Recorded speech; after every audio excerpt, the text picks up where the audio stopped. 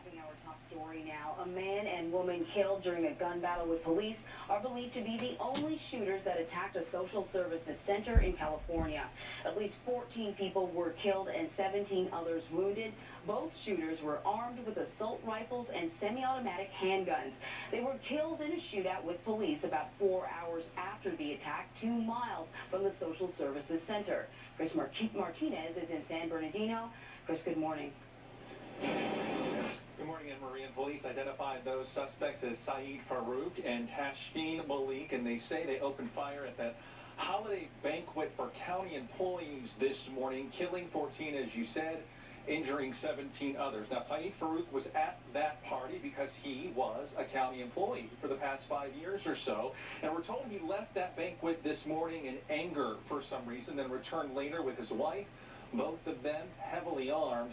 That's when the shooting started, and people inside described a terrifying scene.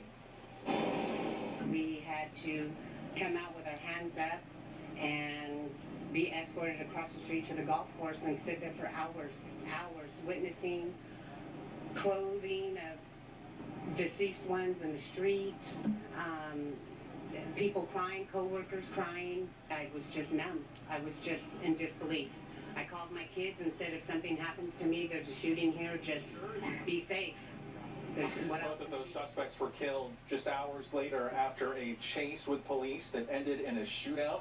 Police tell us they've recovered 4 guns from those 2 suspects, 2 of those known already to be purchased legally. And at this morning, they are still working, at this hour I should say, they are still working to determine a motive here. Police working along with several other law enforcement agencies, including the FBI. They are all over this one, and they do tell us at this point they have not yet ruled out terrorism. Of course, we still expect to learn a lot more today about the people who were killed and also those who were injured with that shooting this morning. A lot of those names still not released at this point, but we expect to learn a lot more about them as the day goes on and this investigation continues. Anne-Marie, back to you.